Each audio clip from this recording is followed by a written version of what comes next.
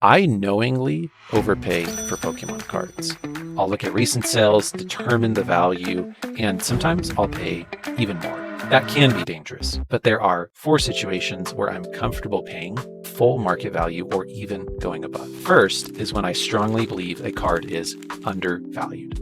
Maybe the Pokemon is extremely popular, the card is scarcer than people realize, or demand is increasing faster than the sales. I've done this repeatedly with Japanese vintage Gengars. I bought them because I understood the cards and believed the market was underestimating them. Overpaying without that knowledge is just gambling. Paying aggressively because you understand the card and its demand, that's conviction. But the second situation is when we're in an extremely strong bull market. And this is what happened back in February, March, and April. I went to the first Collecticon of the year in Atlanta, and I brought my entire Japanese vintage PSA 10 set, all holos. And at the time, the 1996 basic Charizard was about $14,000. I shopped the cards around, and 4 vendors made me incredibly strong offers. I stopped and I went, what is going on? I went and talked with some friends, and I was like, am I missing something? Like, how are these offers so good? And it turned out I found out that there was another Charizard on auction, and it was ending the next day, and it had already hit $15,000 in the auction. So that was going on, but then I found out it wasn't just the auction. People were making strong offers on almost every one of my Japanese vintage holos, and it was shocking. So I stopped trying to sell, and I actually turned around and started to buy. And suddenly, nobody wanted to give me a deal. Sellers wanted full market value or more. And my conclusion was simple. Japanese vintage was blowing up, I knew that, but I believed it was going to blow up even more based on what I was experiencing.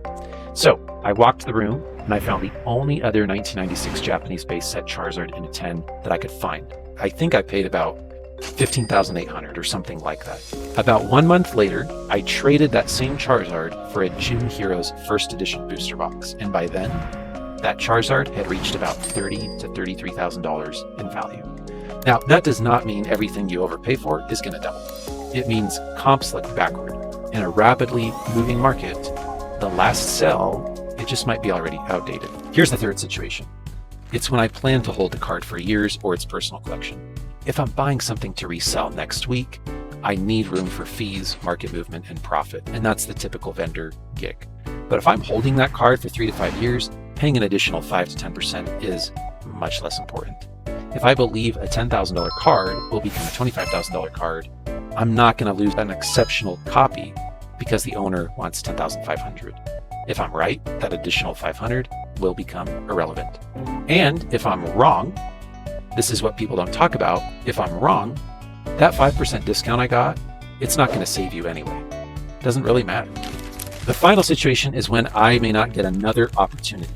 If there are 20 copies available online for that card, you have no reason to overpay. You can wait. But genuinely rare cards, they're different. Sometimes there's only one available. Sometimes every known copy is buried in a collection and it might not resurface for months. And at that point, I'm asking, what was the last sell? But I'm more asking, if I let this card go, when am I going to see it again? And what is the price at that time going to be? The risk of overpaying could be 10%. Maybe it's even 20%. The risk of missing could never be owning it again, or paying twice as much when another copy finally appears 6 months down the road. You never know. So let's wrap it up. Yes, I overpay for Pokemon cards. I do it when I believe the card is undervalued, when the market is moving faster than the comps, or when I'm holding it long term, throwing it in my personal collection, or when the card or item is just super difficult to replace. I still negotiate, and I still want the best deal possible, of course.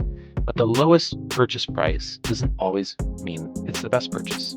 Sometimes what looks like an overpayment today could just become a great deal in a month. And sometimes the biggest mistake isn't paying too much. It's just recognizing an opportunity and you let it walk away. Let me know your thoughts in the comments below. Do you ever overpay for cards? And if so, have you been rewarded by doing that? Or have you gotten burned? Both have happened to me. And if you want to know more about when I think you should wait to buy big cards, watch this video here, where we talk about Beckett Black Labels. See you in the next one.